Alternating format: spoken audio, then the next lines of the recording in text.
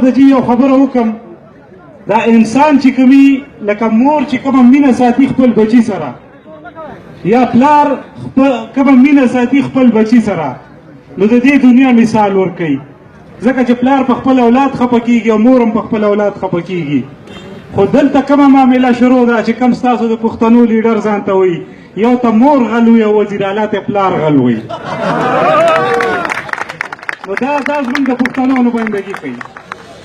زه هر قسمه خبرې به خلک کوي، خو زه درته یو دوه درې خبرې مختصر د په صوبایي حکومت په دا 4 یا 4.5 کاله چې کوم تېر کړی د هغوی په کارکردګۍ باندې ورته دوه درې خبرې وکړم چې هغوی په ایجوکیشن کې څه وکړه، هغوی په هیلث کې څه وکړه، هغوی کومه قانون سازي وکړه او هغوی د اسلام کوم خدمت وکړو چې د اسلام په نوم یې اوټ نه واخیستی، خو چې کوم د اسلام خدمت یې وکړو او د اسلام باره کې کومه قانون سازي وکړه، په هغې کې ورته زه یو دوه درې خبرې وکړم.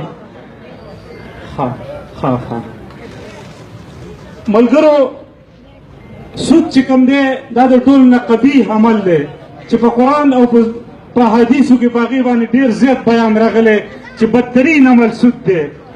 او زموږ په دې صوبه کې سود ډېر عام و، د سود کاروبار ډېر عام شروع. پاکستان تحریک انصاف په سود باندې پابندي ولګوله. دا د اسلام خدمت دی او که نه دی؟ دا زموږ یو دیرینه مطالبه وه که نه؟ مجبور سړي به په سود باندې پیسې راخیستې او د مجبورۍ نه به غلطه پیدا اخیستې شوه، په سود پابندي ولګېدله. کوم چې په سکولونو کې تاسو ته په جهاد په نصاب کې شامل شو، د 5مه پورې د ناظرې د قرآن شریف ناظرې په نصاب کې شامله شوله او د 5م نه د 8مه پورې یا 10مه پورې په ترجمه باندې قرآن شریف، دا د اسلام خدمت دی او که نه دی؟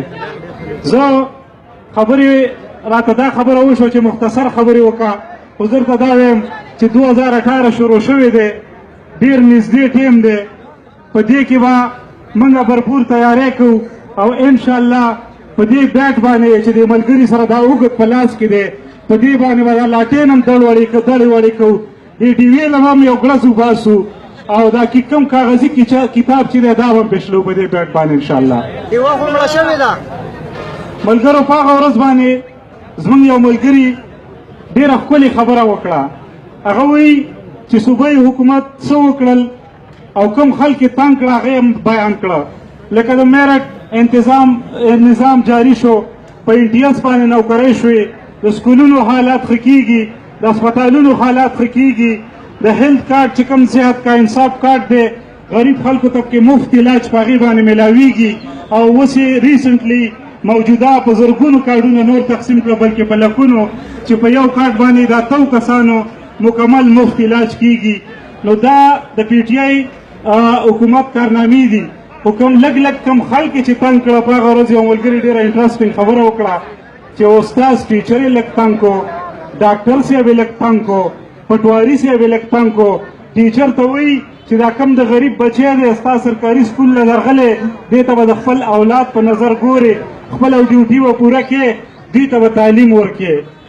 ډاکټر ته وایي چې تنخوا دې 50,000 وه، 1.5 لک مې دله کړه، خو چې کم د غریب درد دی، د مریض چې کوم درد دی هغه درد به مخصوصې د دوی علاج به په صحیح طریقې سره کې او د دوی به 24 ګنټې په اسپتال کې به خپله موجودګي او حاضري به یقیني کې.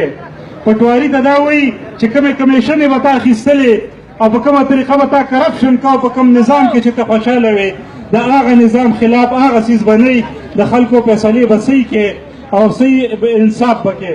نو چې داسې حکومت کارکردګي وي او هغه زموږ دپاره سیسټم ټیک کول غواړي، هغه زموږ دپاره نظام ټیک